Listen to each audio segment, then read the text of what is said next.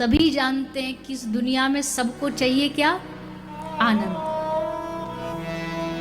पैसे क्यों कमा रहे? आनंद आ जाए। परिवार क्यों? आनंद से जिए। सब कुछ किसके लिए? आनंद के लिए।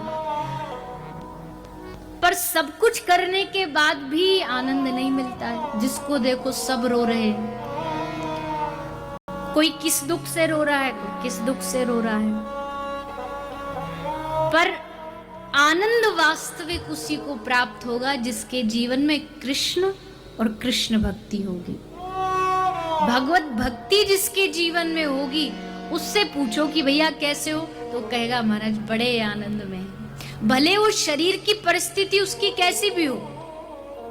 अभी हमारे श्री राम वृंदावन में बड़े उच्च कोटि के महापुरुष रहते हैं, बहुत भक्ति संपन्न महापुरुष है, ब्रज की निधियों में से एक हैं फिलहाल वर्तमान में।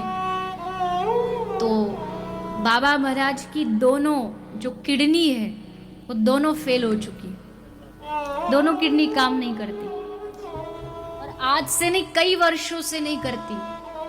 आदमी की एक किडनी ना हो तो सोचो उसकी क्या हालत होती है। हाय मैं मर गया, हाय मेरा क्या होगा। पर बाबा महाराज की दोनों किडनी बरसों से फेल है और खूब आनंद में जीते।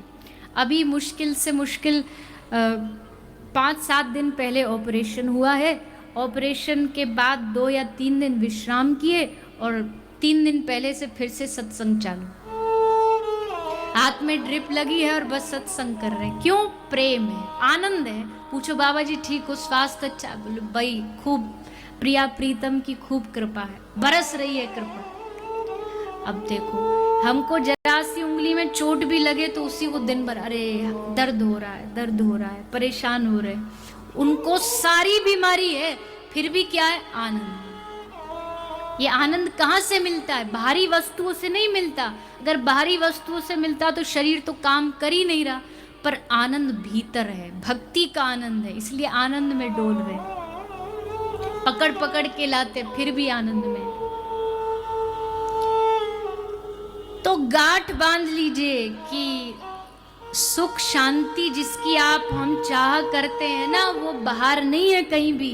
बाहर होता तो कब का लोग लूट लूट के ले जाते, मारा कटी हो जाती कि ये सुख हम छीनेंगे, ये सुख हम छीनेंगे। बाहर है ही नहीं। जिसने जीवन में संतोष के साथ जो जी लिया उसका जीवन आनंद से भरा।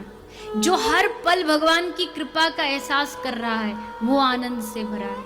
आहा प्रभु।